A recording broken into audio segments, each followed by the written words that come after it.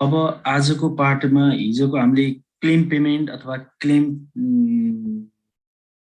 Payment गर्दा कति payment गर्नुपर्छ अथवा प्रिमियम कति पेमेन्ट गर्नुपर्छ, अहिलेसम्म हाम्रो प्रिमियम पेमेन्ट अथवा प्रिमियम क्यालकुलेसन मात्रै रह्यो भने अब एज ए इन्सुरेन्स कम्पनीको ओभरअल प्रफिटेबिलिटी हामीले क्यालकुलेसन गर्ने हो यसपछिको पार्टमा।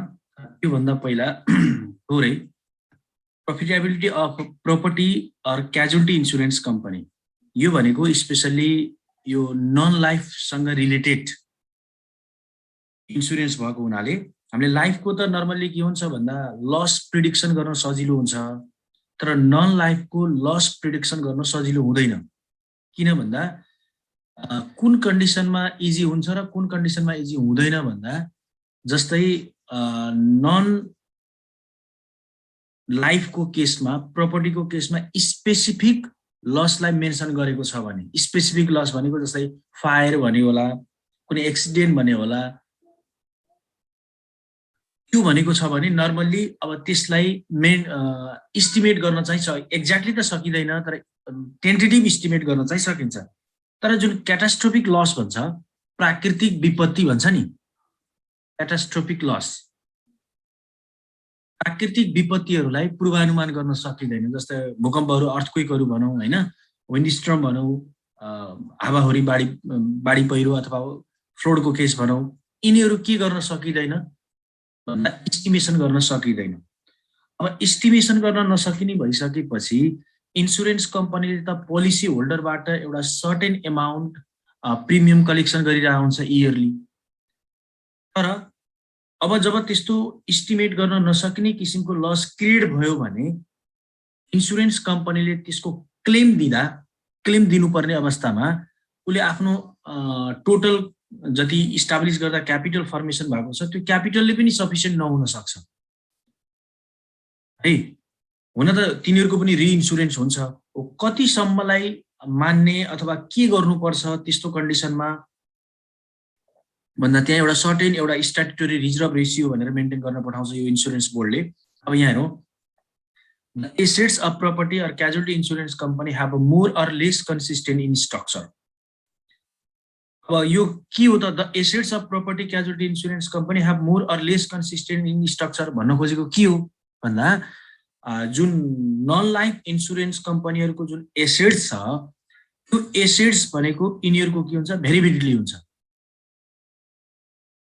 कन्सिस्टेन्ट हुँदैन। किन भन्दा क्लेम बढी दिँदाको वर्ष अथवा जुन वर्ष बढी क्लेम दियो एसेट्स घट्ने भयो, जुन वर्ष क्लेम कम दियो एसेट्स बढ्ने भयो भने अब त्यो क्लेम कति दिनुपर्छ अथवा कति हुन्छ भन्ने कुरा इजिली प्रिडिक्सन गर्न सकिँदैन। नर्मल लसहरूलाई त उसले प्रिडिक्सन गर्छ, नर्मल एक्सपेन्सेसहरूलाई त प्रिडिक्सन गर्छ, तर जुन भइपरि आउने विपत्तिहरू जसलाई हामीले क्याटास्ट्रोफिक भन्छौँ, त्यस्तो किसिमको प्राकृतिक विपत्ति के कुनै म्यानमेड नभएर प्राकृतिक रूपमा आएका जुन विपत्तिहरू छन् त्यसले सिर्जना गर्दा त्यसको क्लेम इन्सुरेन्स कम्पनीले पेमेन्ट गर्नु पर्यो भने हो त्यो सिचुएसनमा यस्तो खालको अर्गनाइजेसनको एसेट्समा हाइली फ्लक्चुएट हुन्छ। Liability of the company is more volatile भनेको जति बढी क्लेम दिनु पर्यो लायबिलिटी त्यति बढी बढ्दै जाने भयो। एउटा त एसेट्स कन्सिस्टेन्ट भएन, एसेट्स भनेको उसले क्लेम दिइसकेपछि एसेट्स घट्ने भयो, जति आम्दानी गरेको थियो आम्दानी गरेको मध्येबाट उसले क्लेम पेमेन्ट गरिसकेपछि त उसँग त कम सम्पत्ति रहने भयो। यहाँ एसेट्स भन्ने बित्तिकै फिक्स एसेट्स होइन, यहाँ ओभरअल एसेट्स, अर्गनाइजेसनको ओभरअल एसेट्समा रिडक्सन आउँछ। एउटा एसेट्समा रिडक्सन आयो, अर्को लायबिलिटीमा इन्क्रिमेन्ट भयो। किन भन्दा जति क्लेम दिनुपर्ने हो अथवा जति कम्पन्सेट गर्नुपर्ने हो त्यो कम्पन्सेट गर्ने एमाउन्ट प्रिडिटर्माइन गर्न नसकिने भएको हुनाले लायबिलिटी पनि कन्सिस्टेन्ट हुँदैन, भोलाटाइल हुन्छ। There is no synchronization between premium income and policy payment which threaten their financial stability. हेर्नुस् त, जुन पोलिसी होल्डरबाट प्रिमियम कलेक्सन गर्छ जुन इन्सुरेन्स कम्पनीको इन्कम हो र त्यही पोलिसी होल्डरलाई लस भयो भने इन्सुरेन्स कम्पनीले जुन क्लेम दिन्छ त्यो उसको एक्सपेन्सेस हो। अब प्रिमियम कलेक्सन, प्रिमियम इन्कम र प्रिमियम पेमेन्टमा जुन सिङ्क्रोनाइज नहुँदा, तालमेल नमिल्दा अर्गनाइजेसनको केमा असर गर्छ, के महत्त्वपूर्ण क्षति केमा पर्छ त भन्दा अर्गनाइजेसनको जुन वित्तीय अवस्था छ, फाइनान्सियल कन्डिसन, फाइनान्शियल कन्डिसन भनेको एसेट्सको पोजिसन र लायबिलिटीको पोजिसन जुन छ त्यो लायबिलिटीको पोजिसन के हुन्छ हाइली फ्लक्चुएट हुन्छ to meet their financial application भनेको त्यस्तो सिचुएसन आइपर्यो भने आउन सक्छ भनेर they must maintain statutory reserve requirement एउटा सर्टेन एमाउन्ट उले के गर्नुपर्छ जस्तै बैंकहरुले लोन लस प्रोभिजन भनेर सर्टेन एमाउन्ट उनीहरुले फन्ड क्रिएट गरे जस्तै इन्स्योरेन्स कम्पनीले पनि के गर्नुपर्छ भन्दा कुनै वर्ष एकैचोटी बढी पेमेन्ट दिनु पर्ला हैन कुनै वर्ष पेमेन्ट नै दिनु नपर्ने अवस्था आउन सक्छ भने त्यस्तो कन्डिसनमा चाहे पेमेन्ट दिनुपर्ने अवस्था होस् चाहे पेमेन्ट दिनु नपर्ने अवस्था होस् उनीहरुले टोटल क्यापिटलको सर्टेन पर्सेन्टेज एउटा रिजर्भमा राख्नै पर्छ यो बीमा संस्थानले तय गरेको एउटा रेट हो अब यस किसिमको जुन हामीले प्रफिटेबिलिटी क्याल्कुलेसन गर्दैछौं यसमा तीन किसिमको रिस्कहरुलाई हामीले कन्सिडर गर्छौं एउटा लस रिस्क भन्छ अब यो लस रिस्क भनेको कस्तो खालको रिस्क हो भन्दा पोलिसी होल्डरले इन्स्योरेन्स गरिसकेपछि त्यो पोलिसी होल्डरलाई कम्पनसेट गर्दाको लसलाई लस रिस्क भन्छ सपोज कसैले नन लाइफ इन्स्योरेन्स गरेको रहेछ 10 लाखको र कुनै अथवा फायरको होला अथवा जुनसुकै कन्डिसन होला उले आफ्नो प्रपर्टीको इन्स्योरेन्स गरेछ नन लाइफ र 1 वर्षको पिरियड हुन्छ 1 वर्षको पिरियडमा कन्डिसन क्रिएट भयो अथवा सिचुएसन क्रिएट भयो भनेको लस भयो अब त्यो इन्स्योरेन्स कम्पनीले के गर्नु पर्यो क्लेम दिनु पर्यो हो त्यो क्लेम जुन दिन्छ इन्स्योरेन्स कम्पनीको लागि त्यो के हो भन्दा कस्ट भन्छौं अब कस्ट भन्दा पनि त्यसलाई हामीले लस भन्छौं कुन खालको लस भन्दा लस रिस्क हो जुन एउटा पोलिसी होल्डरसँग भएको रिस्कलाई ट्रान्सफर गरेर जुन इन्स्योरेन्स कम्पनीले ल्याएको थियो र त्यो सिचुएसन क्रिएट भएपछि इन्स्योरेन्स कम्पनीले जुन पेमेन्ट गर्यो त्यो पेमेन्ट गर्दाको रिस्कलाई हामीले के भन्छौं लस रिस्क भन्छौं अब यो कसरी निकालिन्छ भन्दा लस रेशियो भनेर निकालिन्छ loss disburse upon premium earn भनेको पब्लिकबाट अथवा पोलिसी होल्डरबाट प्रिमियम कति कलेक्सन गर्यो त्यो कलेक्सन गरेको प्रिमियम मध्ये पेमेन्ट कति गर्यो र यो कहिल्यै पनि के हुनु हुँदैन भन्दा 100% हुनु हुँदैन बिलो 100% हुनुपर्छ भनेको जति पब्लिकबाट प्रिमियम कलेक्सन गर्यो त्यति नै पेमेन्ट गर्यो भने त अर्गनाइजेसनलाई कुनै प्रफिट भयो त भएन त्यसकारण यो रेशियो भनेको लेस देन 1 को फर्ममा अथवा पर्सेन्टेजमा भन्ने हो भने लेस देन 100 को फर्ममा हुनुपर्छ यदि यो 1 अथवा 100% आउनुको अर्थ के हो भन्दा फर्म लसमा छ भन्ने कुरा आयो किन भन्दा यहाँ अब त्यसो भए त लस जति छ प्रिमियम त्यति भए छ जिरो ब्रेक इभनमा हुनुपर्ने होला नि भन्नु होला के अर्गनाइजेसनको अपरेटिङ एक्सपेन्सेस हुँदैन र हुन्छ नि यो त हामीले मात्रै के को कुरा गरिरहेका छौं कम्पनसेसनको कुरा गरिरहेका छौं इन्स्योरेन्स गरेको व्यक्तिको प्रपर्टीमा कुनै लस भयो र इन्स्योरेन्स कम्पनीले पेमेन्ट गर्यो भने कति पर्सेन्ट पेमेन्ट गर्यो भनेर निकाल्नको लागि प्रिमियम कलेक्सन गरेको एमाउन्टको कति पर्सेन्ट पेमेन्ट गर्यो भनेर निकाल्नको लागि हामीले के निकाल्छौं लस रेशियो निकाल्छौं र कसरी भन्दा टोटल पेमेन्ट कति गर्यो लस र कलेक्सन कति गरे हो अब यसलाई पर्सेन्टेजमा लाने हो भने इन्टु 100 गर्दिनु इन्टु 100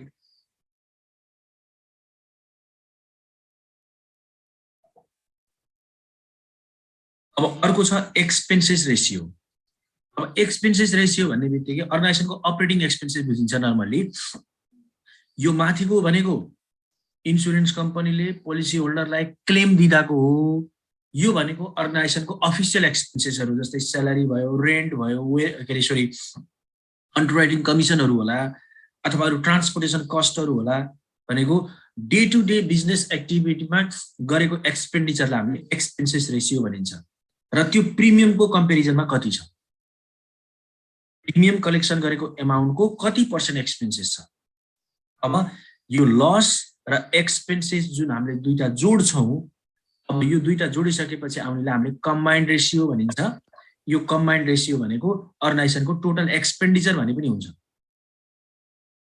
हुन त अझै एक किसिमको एक्सपेन्डिचर हुन्छ तर त्यो भनेको अब अप्सनल हो अब यिनी दुईटा भनेको के हुन् कम्पल्सरी जस्तो यो पेमेन्ट पनि गर्नै पर्छ अर्गनाइजेसनको डे टु डे एक्सपेन्सेस पनि हुन्छ भने यिनी दुईटाको समलाई हामीले टोटल कस्ट भने जस्तै कम्बाइन्ड रेसियो यो भनेको लस रेसियो भनेको कम्पनसेसन पेमेन्ट यो एक्सपेन्सेस रेसियो भनेको अपरेटिङ एक्सपेन्सेस रेसियो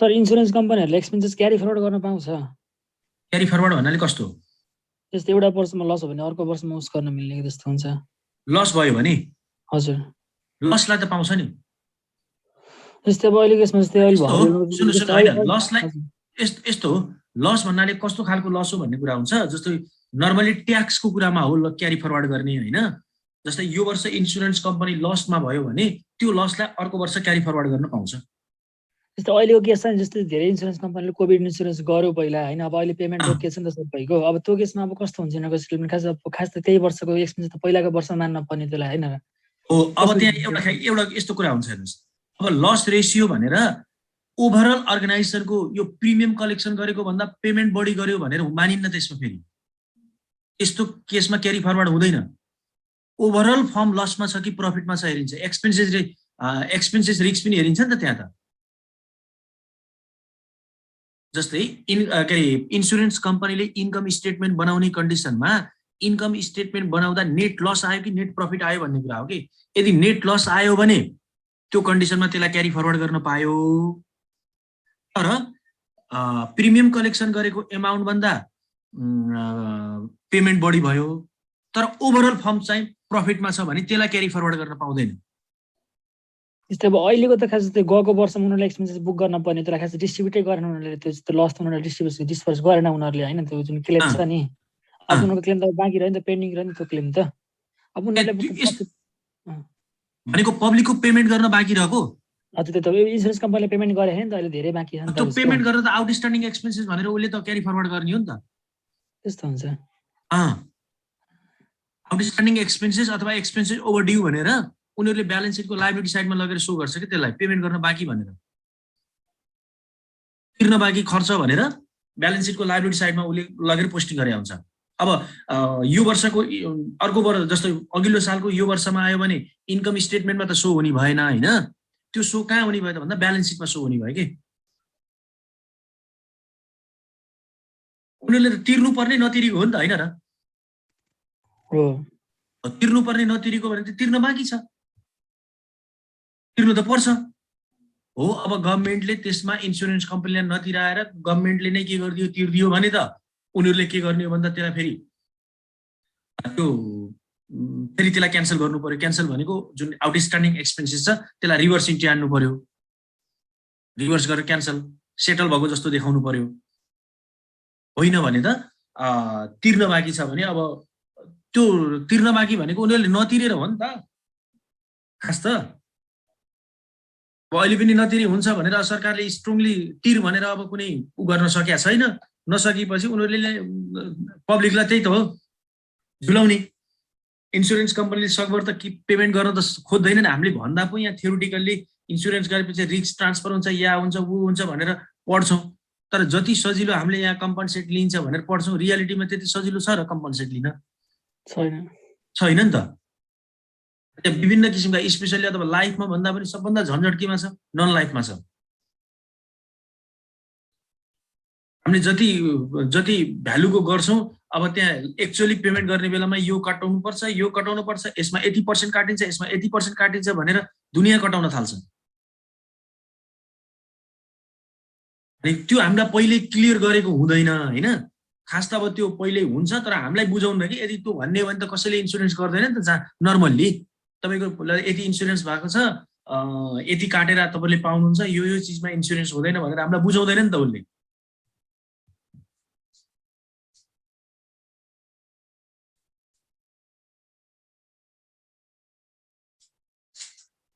अघि भन्नु त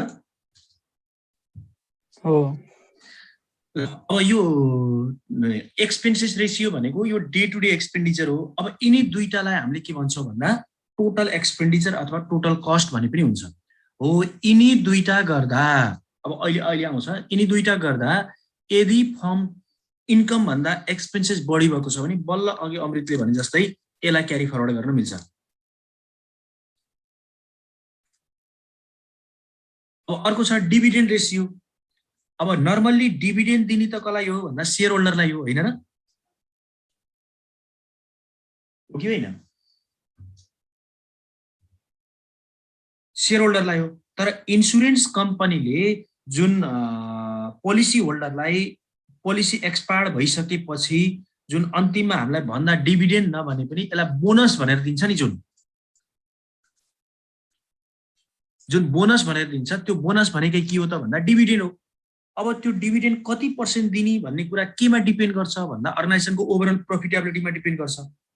फर इक्जाम्पल अघि माथिको कम्बाइन्ड रेसियो अब इन्कम भन्दा यो बढी रहेछ भने त यो कन्डिसनमा डिभिडेन्ड दिने भयो त?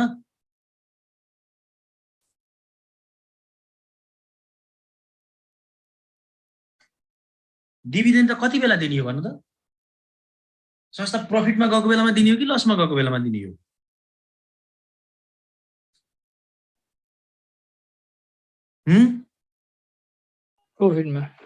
प्रफिटमा दिने हो भने यो चाहिँ अप्सनल हो। डिभिडेन्ड रेसियो डिक्लेयर अर्गनाइजेसनले पोलिसी हो अथवा कम्पनीले डिक्लेयर गर्छ कति बेला भन्दा यदि अर्गनाइजेसनको जुन कम्बाइन्ड रेसियो जुन अघि हामीले माथि दुईटा गरेका छौँ, कम्बाइन्ड रेसियो इन्कम भन्दा कम भएको कन्डिसनमा मात्रै डिभिडेन्ड पेमेन्ट गर्छ। यदि यो डिभिडेन्ड दियो भने यो पनि अर्गनाइजेसनको अथवा इन्सुरेन्स कम्पनीको एक्सपेन्डिचरमा आउँछ कि आउँदैन?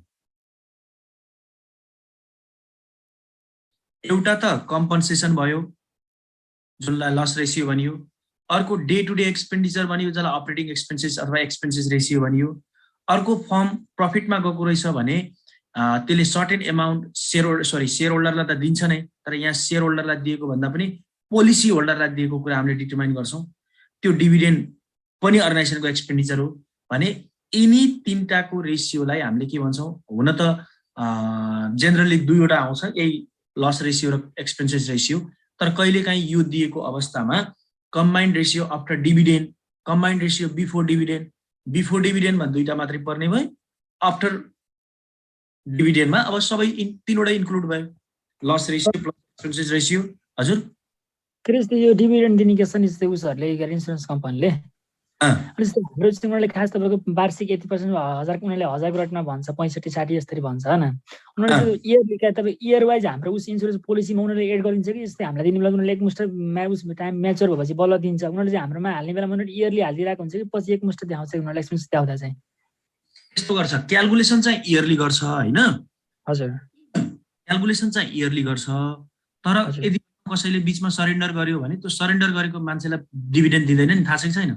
होइन, त्यो डिभिडेन्ड कसलाई हो त भन्दा पेमेन्ट चाहिँ एकमुष्ट रूपमा हुन्छ, अन्तिममा हुन्छ पेमेन्ट चाहिँ, तर क्यालकुलेसन चाहिँ इयरली गर्छ। उनीहरूले एक्सपेन्सेस देखाउने बेलामा इयरली देखाउँछ कि उनीहरूलाई एकमुष्ट जुन रेटमा इयरली देखाउनु पर्यो, इयरली देखाउँछ। देखाउने डिभिडेन्ड त यो वर्ष यति पेमेन्ट गरियो, यो वर्ष यति पेमेन्ट गरियो भनेर डिभिडेन्डको एमाउन्टमा पर्पोज डिभिडेन्डको रूपमा जान्छ त्यो हेडिङ होइन। छुट्याइसकेपछि पेमेन्ट पो अन्तिममा हुन्छ र क्लेम सेटलमेन्ट गर्ने बेलामा उनीहरूले प्रपोज डिभिडेन्ड लगेर राख्ने हो त्यसलाई, पर्पोज डिभिडेन्ड हेडिङमा डिभिडेन्ड पेएबल डिभिडेन्डमा लगेर राख्ने हो कि हेडिङ। अब त्यो बिचमै सरेन्डर गर्यो भने त्यो तिर्नुपर्ने अवस्था आएन, त्यसलाई फेरि क्यापिटलाइज गर्छ होइन। अनि उसले त्यो फन्ड फेरि आफै युज गर्छ, उसले क्यापिटलाइज गर्छ, उसले क्यापिटल गरेपछि फर्मले आफै युज गर्छ नि। भनेको सरेन्डर गरेको व्यक्तिलाई दिँदैन होइन, सरेन्डर गरेको व्यक्तिलाई नदिएपछि त उसलाई उसको नाममा एलोकेट भएको त संस्थालाई आयो नि त, उसको नाममा त एलोकेट भइसकेको छ सुरुमै, जब प्रत्येक वर्ष उसले प्रिमियम बुझाउँदै जान्छ, एलोकेट हुँदै जान्छ उसको एकाउन्टमा अथवा उसको जुन पोलिसी होल्डरको नेममा एकुमुलेटेड हुँदै गएको छ।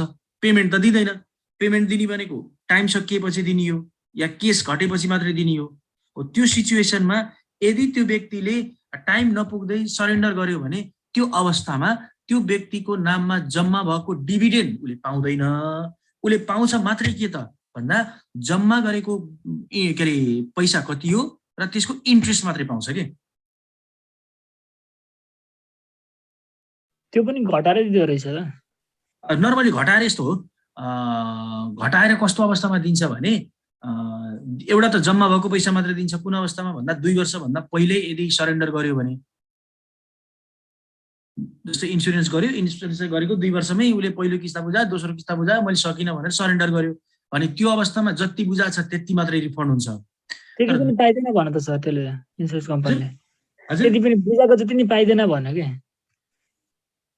अझ कटाएर दिन्छ कोही त अझ घटाएर के जब लगभग 1.5 भनेको तपाईँको 0.75% जति मात्र आउँछ भन्थ्यो मलाई सोध्दै कति वर्षमा रिफन्ड लिँदा 2 वर्षपछि रिफन्ड लिँदा 2टा किस्ता बुझाएर पछि त्यो त इन्सुरेन्स कम्पनीले आफ्नो पोलिसी बनाएका हुन्छन् नर्मल्ली होइन 20 वर्षमा तपाईँको 5वटा जति किस्ता हाल्यो भने चाहिँ बल्ल आफूले हाले जति पाइन्छ भन्थ्यो 5 वर्षपछि सरेन्डर गर्यो भने चाहिँ बल्ल आफूले हाले जति प्लस थोरै ब्याज पाइन्छ ए टोटलमा चाहिँ त्यति नि पाइदैन भन्थ्यो कि कम पाइदो रहेछ खास तिमीले कुन इन्सुरेन्सको भन्नुभयो तपाईँले भन्नु त लाइफ इन्सुरेन्सको छ होइन लाइफ भन्नाले कुन कम्पनीको एसियन हो एसियन अब तपाईँले त्यही चिज नेपाल लाइफ इन्सुरेन्समा जानुहोस् त 2 वर्ष कटिसकेपछि हजुर उसले के गर्छ त भन्दा मैले यही केस मेरोमा घट्यो कि अहिले मेरो म्याडमको गरेको इन्सुरेन्स होइन हजुर कति 20 इयर्सको त्यसपछि 2 वर्ष पेमेन्ट भइसक्यो 2 वर्ष लगभग पुग्न लागेको थिएन सरेन्डर गर्नुपर्छ कि भन्ने भयो सरेन्डर गर्दा उसले अब तपाईँले बुझाएको पैसामा पनि थोरै काटेर पाउनुहुन्छ अब 2 वर्ष पछि भयो भने तपाईँले इन्ट्रेस्ट सहित पाउनुहुन्छ के गर्नुहुन्छ भनेको थियो त्यसपछि हामीले क्यान्सल गरियो त्यो कारणले यो अर्गनाइजेसन पछि के छ यसको आफ्नो नियमहरू फरक गराउँछ है एउटा इन्सुरेन्स गर्दा इन्सुरेन्सबाट नर्मल्ली यस्तो हो कि इन्सुरेन्सबाट नर्मल्ली बेनिफिट चाहिँ हुँदैन कि त्यो बेनिफिट त यसले मात्रै के गर्ने हो त भन्दा लसलाई मिनिमाइज गर्ने त हो अरूमा जस्तो इन्सुरेन्स गरेर फाइदै हुन्छ भन्ने त होइन नि त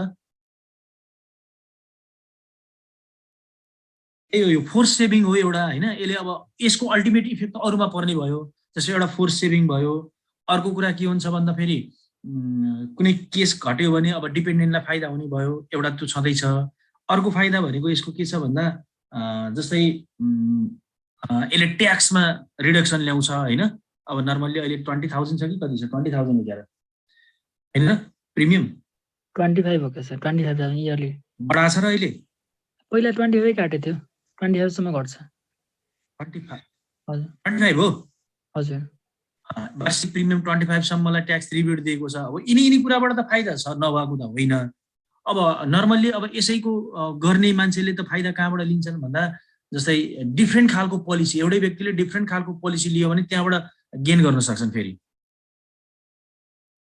हामीले नर्मल्ली लिन्छौँ त एउटै खालको पोलिसी लिन्छौँ नि मनी ब्याक लिँदैनौँ नि त लिन्छौँ र हामीले जस्तो हामीले योभन्दा अगाडि पढ्यो नि एउटा फिक्स टाइम एन्युटी पेमेन्ट एउटा सर्टेन टाइमसम्म आफूले बुझाउने सर्टेन टाइम पछि इन्सुरेन्स कम्पनीले दिन थाल्ने हो त्यो खालको पोलिसी एउटा लमसम पेमेन्ट खालको पोलिसी डिफ्रेन्ट पोलिसी लिँदा यताबाट आउने एन्युटीले यताको प्रिमियम तिर्नु पुग्छ के जसले गर्दा ओभरअल्ली मेच्योर्ड पिरियडमा एउटा इन्भेस्टरसँग टोटल पेमेन्ट गरेको एमाउन्ट भन्दा धेरै एमाउन्ट कलेक्सन गर्छ जेनरली इन्सुरेन्स कम्पनीबाट अब नर्मली ब्याङ्कको ब्याज पनि आउँदैन कि स्पेसली भन्ने हो भने त अब अर्को छ इन्भेस्टमेन्ट इन्कम भनेको छ अब यो इन्भेस्टमेन्ट इन्कम भनेको कस्तो खालको हो भन्दा इन्सुरेन्स कम्पनीले जुन पोलिसी होल्डरबाट कलेक्सन गरेको एमाउन्ट छ त्यो कलेक्सन गरेको एमाउन्टलाई इन्सुरेन्स कम्पनीले विभिन्न सेक्टरमा इन्भेस्टमेन्ट गरेर आउँछ जस्तै कुनै कम्पनीको सेयर एउटा इन्डिभिजुअलले सेयर किने जस्तै अथवा एउटा पोर्टफोलियो बनाए जस्तै उसले पनि पोर्टफोलियो बनाएको हुन्छ अथवा उसले विभिन्न सेक्टरमा डेभलपमेन्ट सेक्टरहरूमा इन्भेस्टमेन्ट गरेर आउँछ एउटा एज ए इन्भेस्टरको रूपमा भने त्यो लगानी गरेको ठाउँबाट त रिटर्न आउँछ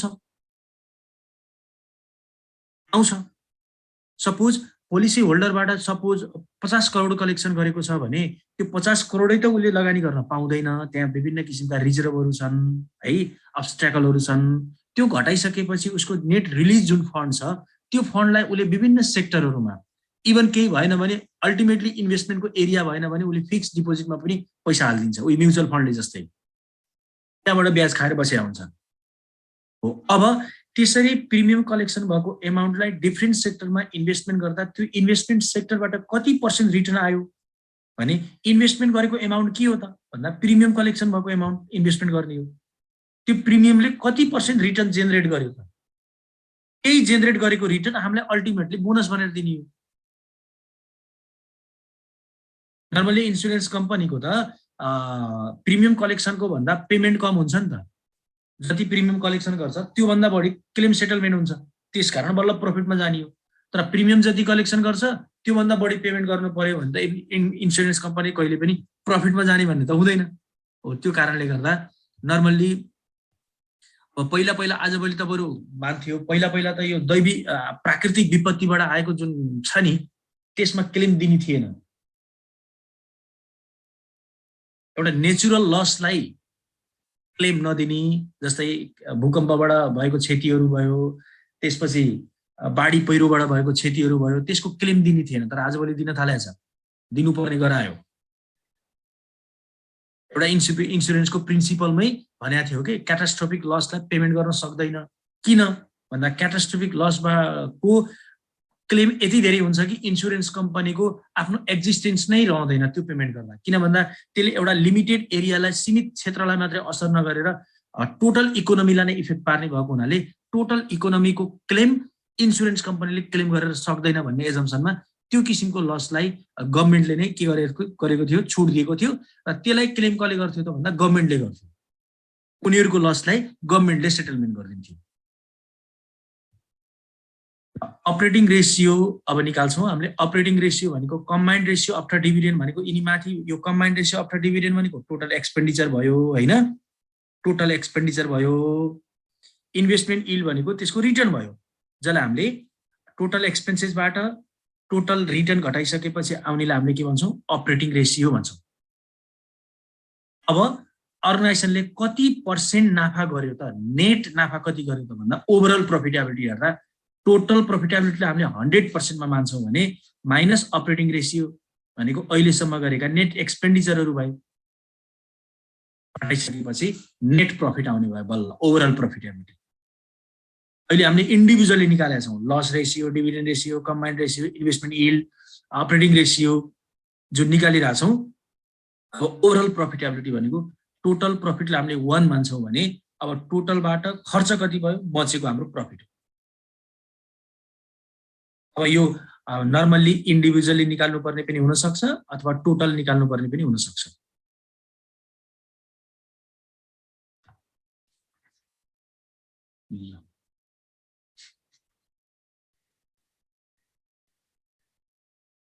हजुर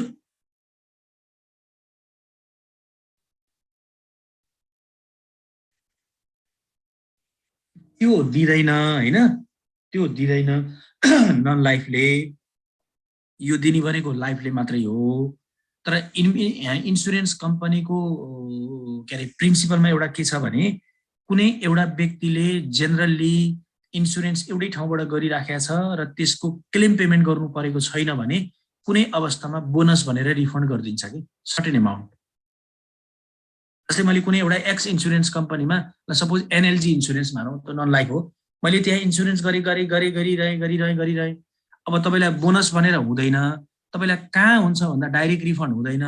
तपाईँलाई कहाँ हुन्छ भन्दा सपोज तपाईँले एउटा बाइकको इन्सुरेन्स गर्नुभयो है, एउटै इन्सुरेन्स कम्पनीमा हुनुपर्छ है। फेरि यो आजबाट स्टार्ट, नयाँ बाइक किन्नुभयो, आज इन्सुरेन्स गर्नुभयो, तपाईँको आज जति प्रिमियम छ तपाईँले आज प्रिमियम पेमेन्ट गर्नुहुन्छ। प्रिमियम पेमेन्ट गरिसकेपछि फेरि यो थर्ड पार्टीको केसमा लागू हुँदैन है। मैले ओभरअल टोटल इन्सुरेन्सको कुरा गरिरहेको छु, ओभरअल कभर गर्ने इन्सुरेन्स गर्नुभयो तपाईँ। अब अर्को वर्षको प्रिमियम भनेको अहिलेको भन्दा कम त हुन्छ नै, किन भन्दा डिप्रिसिएसनको कारणले गर्दा, प्लस तपाईँको अर्को वर्ष अझै कम हुन्छ। त्यो डिप्रिसिएसन घटाएर आउने भन्दा पनि अझै कम हुन्छ। किन भन्दा अघिल्लो वर्ष तपाईँले क्लेम लिनुभयो कि भएन। यदि अघिल्लो वर्ष क्लेम लिनु भएको छैन भने तपाईँले डिस्काउन्ट पाउनुहुन्छ कि। बुझ्नुभयो मैले भनेको?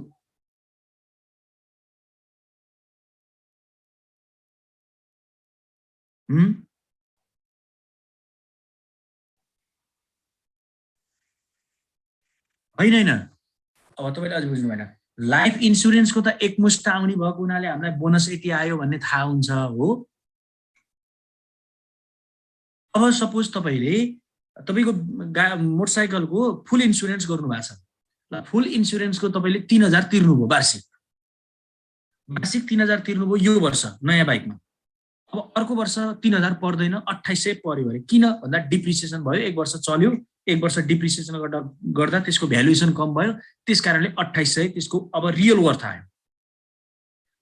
अब रियल वर्थ आउने बित्तिकै अथवा प्रिमियम आउने बित्तिकै तर तपाईले अर्को वर्ष 2800 नभएर 2800 भन्दा अझै कम तिर्नुपर्छ पर्ला। किन त्यो 2800 तिर्नुपर्छ कि 2800 भन्दा कम तिर्नुपर्छ भन्ने कुराको डिटरमाइन केले गर्ने भयो त भन्दा अघिल्लो वर्ष तपाईले क्लेम लिनु भएको छ कि छैन।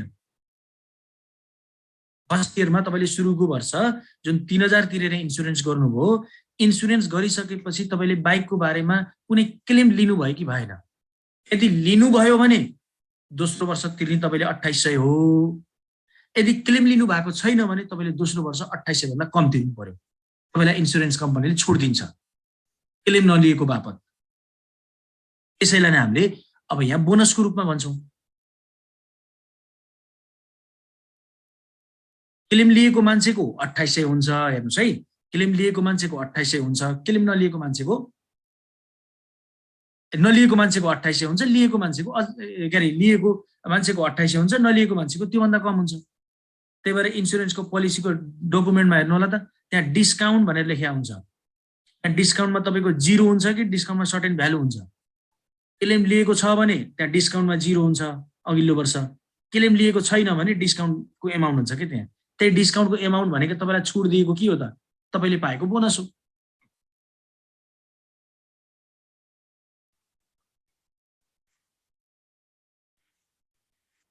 फुल क्लेम लिइसकेपछि त अब नयाँ आयो नि त पोलिसी, तपाईको त्यो प्रपर्टी नै रहेन त। अब तपाईको त फेरि स्टार्टिङ 0 बाट सुरु भयो।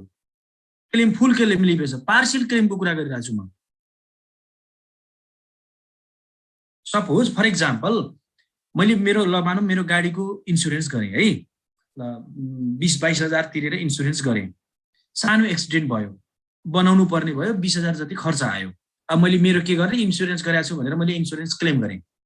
इन्स्योरेन्स कम्पनीले सपोज मानौँ मलाई 20,000 दियो, मैले 22,000 तिरेर इन्स्योरेन्स गरेको थिएँ। अब क्लेम नलिएको भए अर्को वर्ष अथवा लिएको भए पनि नलिएको भए पनि अर्को वर्ष तिर्नुपर्ने 20,000 हुन्थ्यो, डिप्रिसिएसनको कारणले 20,000 हुन्थ्यो। र मैले अघिल्लो वर्ष क्लेम यदि त्यो मानौँ 10,000 रुपियाँ खर्च भएको मैले क्लेम दिएको थिएन भने अर्को वर्ष मैले 20,000 तिरी उम्किन्छु म, क्लेम लिएको छु भने। क्लेम लिएको छैन भने 20,000 भन्दा कम पर्छ कि मलाई किस्ता। बुझ्नुभयो? बुझ्नु भएन क्या?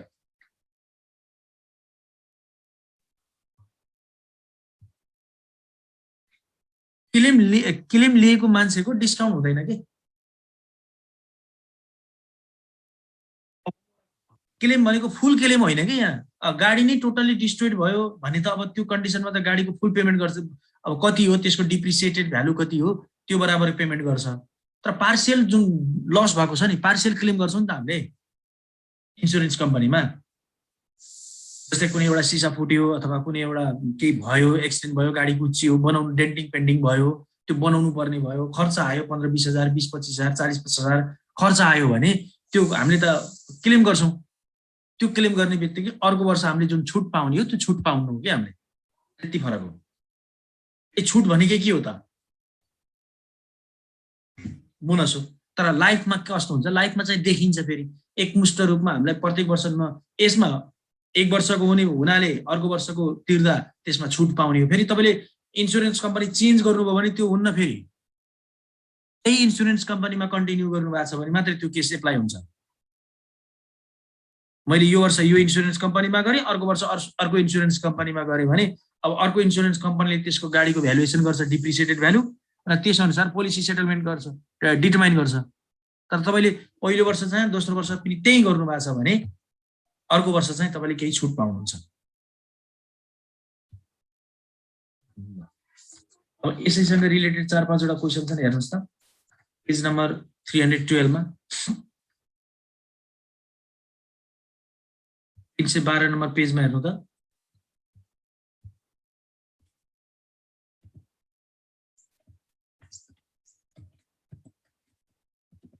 भेट्नुभयो?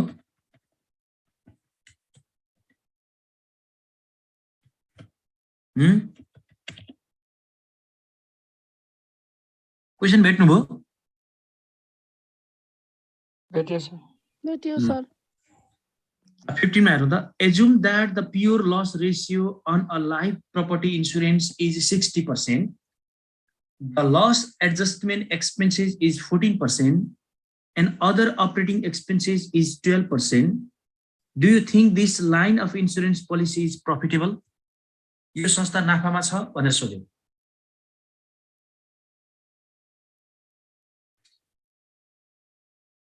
उले जति प्रिमियम कलेक्सन गर्छ त्यो प्रिमियम कलेक्सन गरेकोलाई हामीले 100% मान्यौं भने त्यो 100% मध्ये इन्स्योरेन्स कम्पनीको लस कति भएको रहेछ, क्लेम पेमेन्ट कति गरेको रहेछ, 60% हो। त्यसपछि अरु लस एडजस्टमेन्ट गर्दा कति एक्सपेन्सेस छ छुट्टै 14। 60 र 14 कति भयो?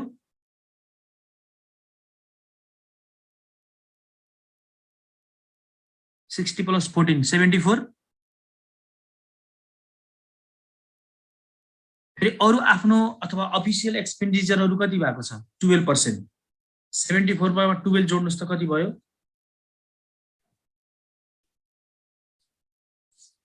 कति हुन्छ? 86। कति? 86। 86। अब हाम्रो टोटल प्रिमियम कलेक्सन गरेको एमाउन्टलाई यदि हामीले 100% मान्यौं भने 100% मध्ये उले कति 86 आयो?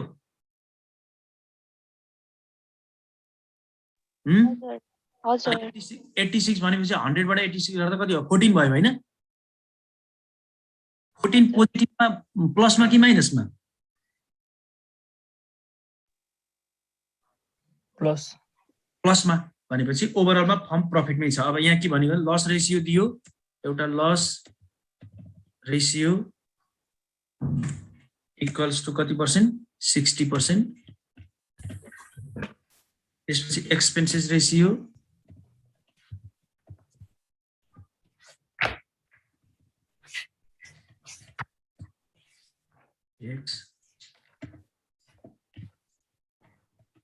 एक्सपेन्सेस रेशियो इक्वल्स टु कति छ भन्दा अब हामीले यो निकाल्नु पर्यो। एक्सपेन्सेस रेशियोमा त दुईटा जोड्नु पर्यो, एउटा 60 प्लस कति दिएको छ 14 दिएको छ, कति छ एक्सपेन्सेसमा, सरी दुईटा छ नि, एउटा अपरेटिङ एक्सपेन्सेस 12 र अर्को कति 14 प्लस 12 इक्वल्स टु 26%। त्यसपछि लस रेशियो 60, एक्सपेन्सेस रेशियो 26। अब यतिकै आधारमा कम्बाइन्ड रेशियो कति भयो?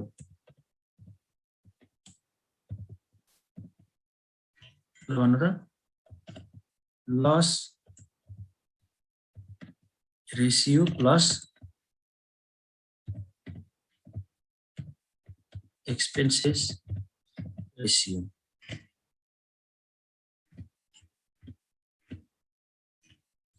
Uh, 60 plus 26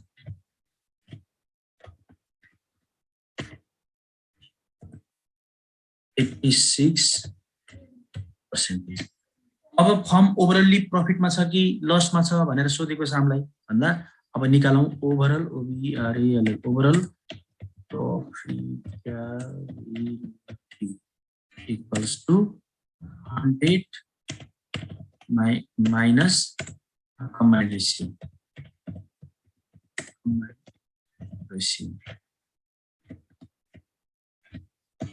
Equals to 100 minus 86. You see 14%.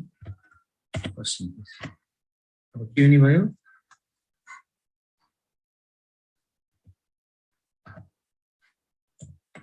Since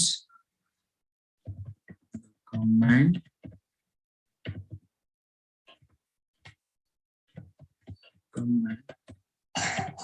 ratio is less than 100% and OVERAL overall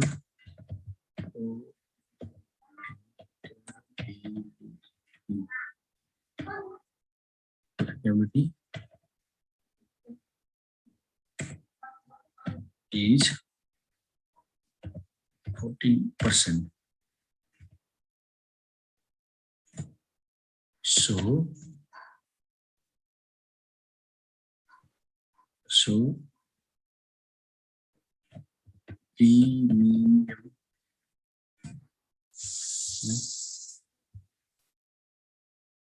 premium amount is sufficient to cover both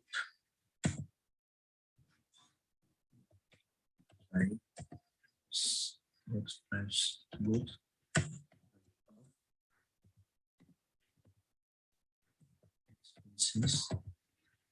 in process.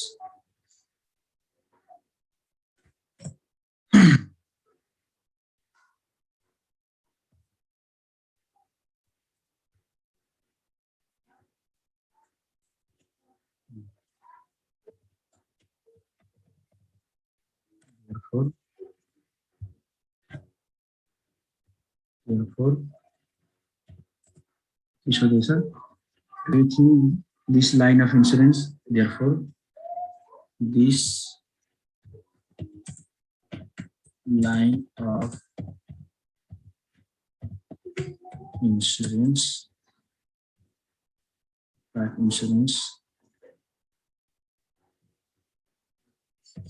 is free to be used. No.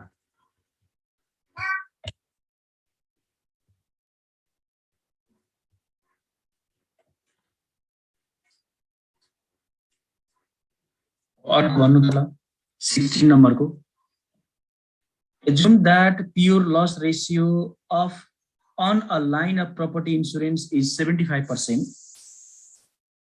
The loss adjustment expenses is 20% and other operating expenses is 10%. Do you think this line of insurance policy is profitable?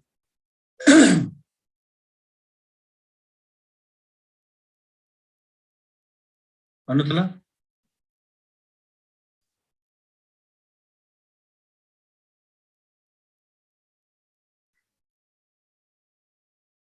16 मा profitable छ कि छैन?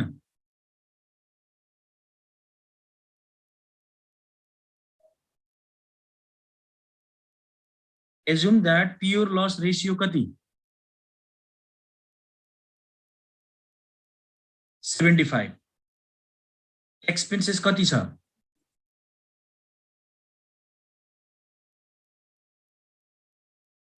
20 plus कति? 10. 30% भयो. 30% भयो. सुन्नु भएको छ क्वेशन?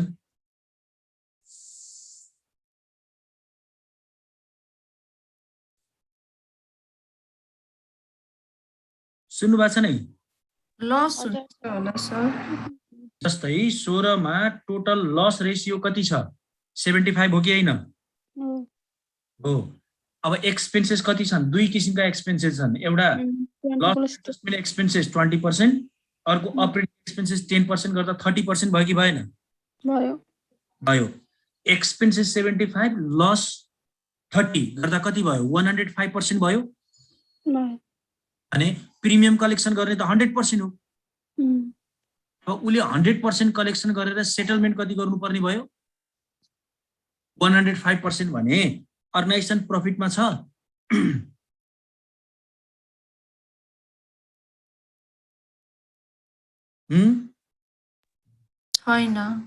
छैन, लसमा छ।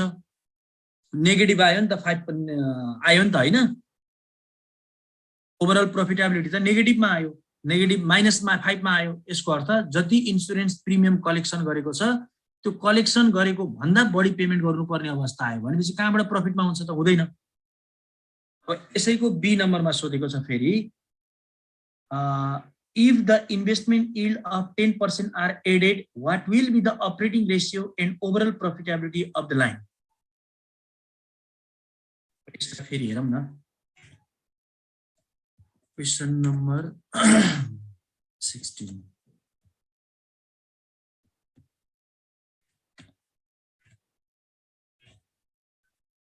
अब यहाँ के दियो त भन्दा एक्सपेन्स लस रेसियो कति लस रेसियो 70%। त्यसपछि एक्सपेन्सेस रेसियो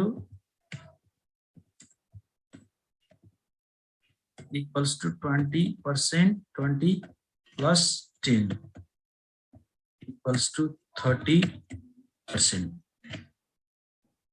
अब हामीले कम्बाइन्ड निकाल्नु पर्यो। कम्बाइन्ड एक्सपेन्सेस कति भयो त भन्दा combined ratio equals to loss ratio plus expenses ratio. Loss ratio 70 plus 30 हैन 75 70 के दियो 75 30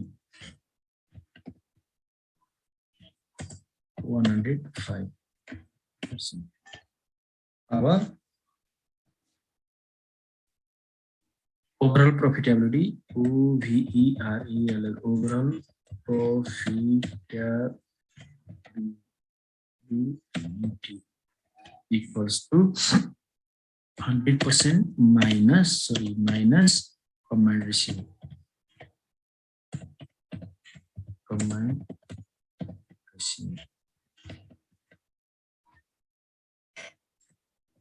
100 minus combined भनेको 105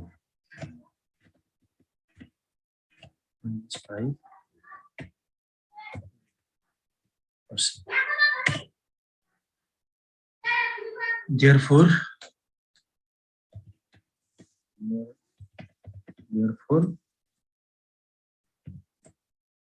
this line of insurance is not profitable.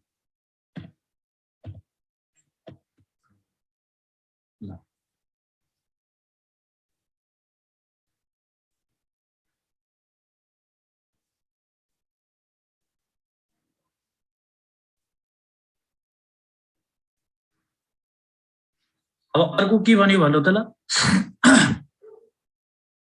यसपछिको पार्टमा if the investment yield of 10% are added what will be the operating ratio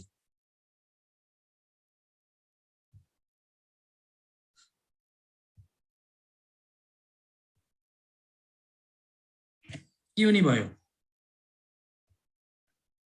when investment yield equals to 10%, then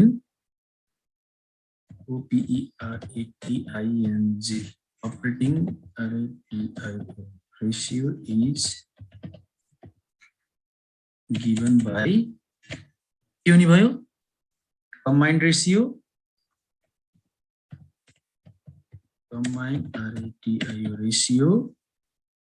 minus कि plus ल भन्नुस् लगानी गरेको insurance policy जुन amount छ त्यो एमाउन्टलाई उले कति percent आउने ठाउँमा लगानी गरेछ 10% आउने ठाउँमा लगानी गर्यो भने अब फर्म नाफामा जाने भयो कि घाटामा जाने भयो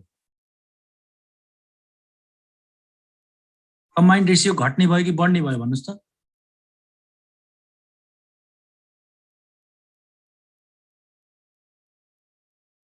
सतीश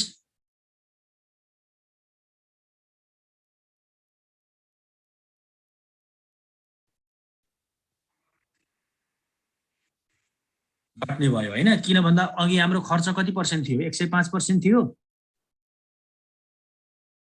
टोटल खर्च चाहिँ 105% थियो नि त हैन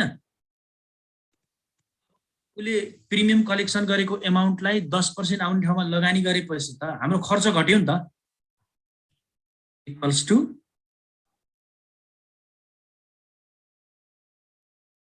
कम्बाइन्ड रेसियो भन्न आएछ अपरेटिङ रेसियो होला नि यहाँ त combined ratio minus investment YIELD यो कति छ 105 माइनस 10% आयो गर्दा 105 मा 10 गर्दा 95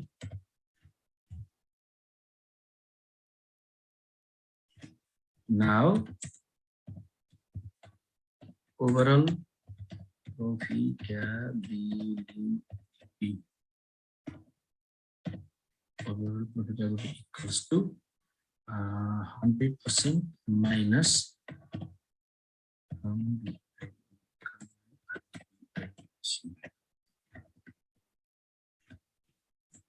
100 minus 95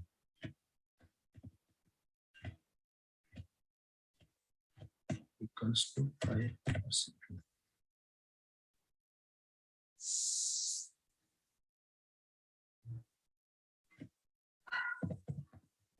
In this situation,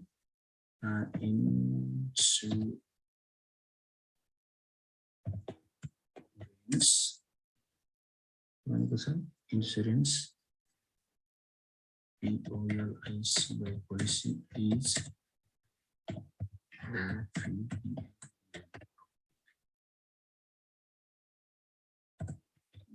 35%.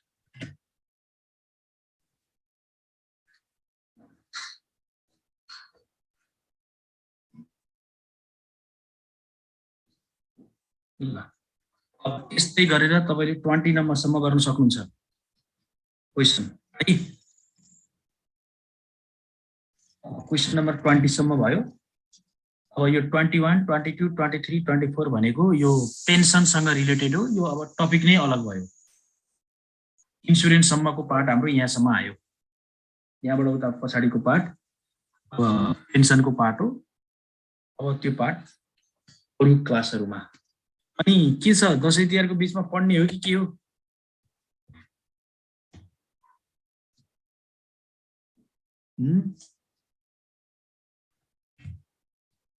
आज यहाँ सबै हुनुहुन्छ सोधौं न यसो सबभन्दा बढी अन्तिम दिन भएर होला धेरै जना भयो जस्तो लाग्यो 28 जना आज लास्ट हो र आज अब दशैं अगाडि आज लास्ट हो सर स्लाइड माथि लगाइदिनु न थोरै जस्ट मिनेट के छ दशैं तिहारको बीचमा पढ्ने हो पछि पढौँला सर कहाँसम्म हो यहीसम्म सर के छ तपाईहरुको भ्यू बुझौं मेरो टार्गेट पनि त्यही हो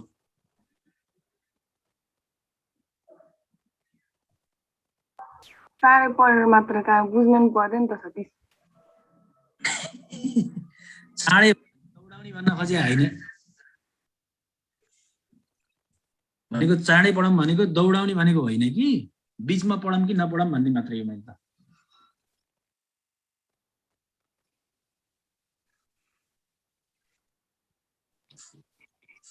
क्लास भएन भने त त्यो पढ्ने भन्ने मात्रै हो त ठीक छ अब टाइम छ कि सल्लाह गरौँला त्यसको बारेमा है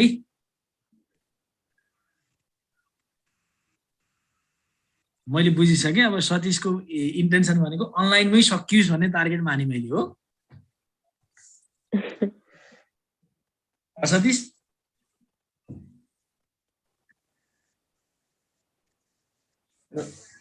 अनि बिग्रिसक्यो हैन